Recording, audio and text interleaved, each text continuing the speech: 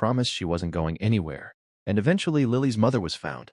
Frantic, hysterical, collapsing in relief when she saw her daughter safe. And she hugged Lily so tightly it looked like she'd never let go again. And then she turned to Amara, tears streaming, and thanked her over and over, offering money, offering help, offering anything. But Amara shook her head and said she didn't need anything. And with that, the moment seemed to end.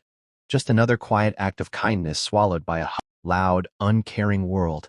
And Amara walked home hungry but strangely light, not knowing she had just stepped into a story far bigger than herself. Because what Amara didn't know was that Lily's mother wasn't just any parent.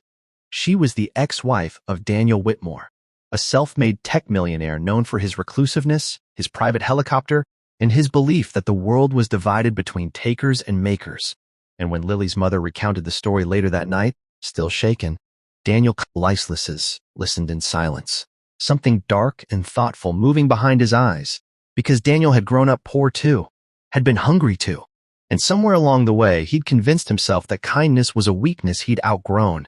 And yet this story of a girl with nothing giving everything unsettled him deeply, and against his assistant's advice, against his own instincts, he asked for Amara's address, and the next afternoon the Johnson neighborhood buzzed with confusion as a black helicopter sliced through the sky and descended onto the cracked field near Amara's house, dust and debris swirling like a storm, neighbors spilling out onto porches in disbelief, children pointing, adults whispering, and Amara herself freezing in the doorway as men in suits stepped out, followed by Daniel Whitmore, whose presence felt unreal, like a movie scene dropped into a forgotten zip code. And when he knocked on the door, Amara's grandmother nearly fainted, convinced something terrible had happened. But Daniel's voice was calm as he explained why he was there, and when he told Amara he'd heard what she did, that she gave up her only meal for a stranger, he studied her face as if searching for something, and Amara simply shrugged and said, she was hungry. And that answer hit Daniel harder than any speech ever could, and he asked to sit.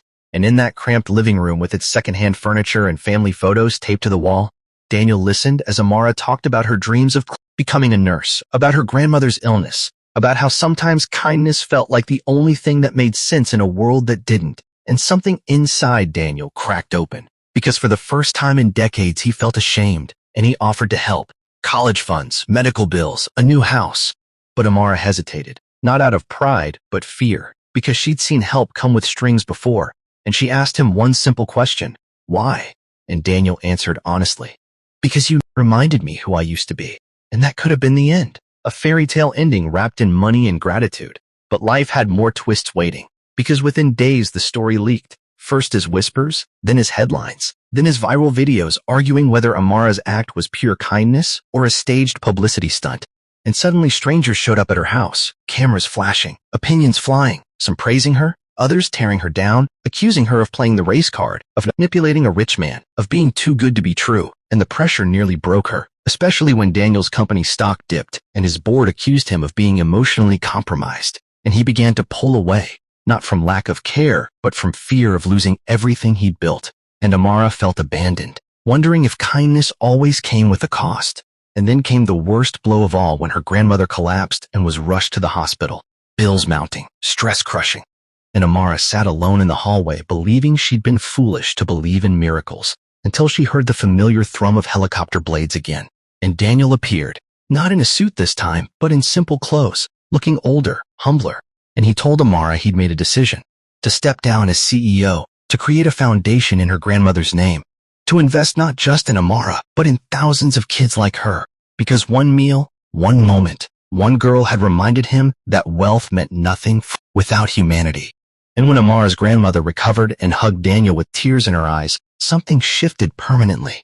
And years later, Amara would stand on a graduation stage as a registered nurse, scholarship funded, community lifted, telling her story to a packed auditorium, reminding everyone listening that the world doesn't change through power or money or helicopters, but through ordinary people choosing compassion when it costs them something. And that is why this story matters, why you need to subscribe right now. Because if a hungry girl can change a millionaire's heart and a community's future with one simple choice, imagine what stories like this can awaken in all of us if we keep listening.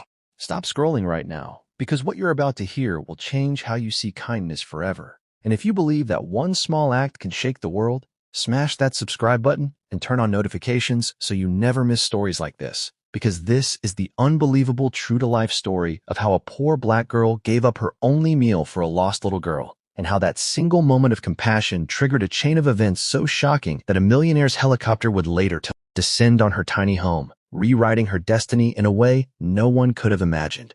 And it all began on a sweltering summer afternoon in a forgotten neighborhood where dreams usually went to die rather than grow, where 14-year-old Amara Johnson lived with her grandmother in a narrow, peeling house that rattled when trucks passed and leaked when it rained, a place held together more by love than by wood or nails, a place where every dollar mattered and every meal was planned days in advance.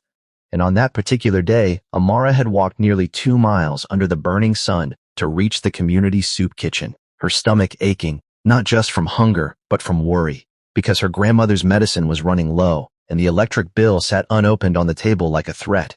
And when Amara finally reached the line, she waited patiently, eyes down, hands folded, ignoring the whispers and stares that came with being young, black, and visibly poor in a country that too often pretended not to see people like her. And when she finally received her tray, it felt heavier than gold to her, a simple plate of chicken, rice, and vegetables. But to Amara, it was fuel, survival, proof that she and her grandmother would make it through another day. And she sat down on the curb outside, savoring the smell before even taking a bite, when she heard a small, trembling voice behind her ask, "Excuse me, have you seen my mom?"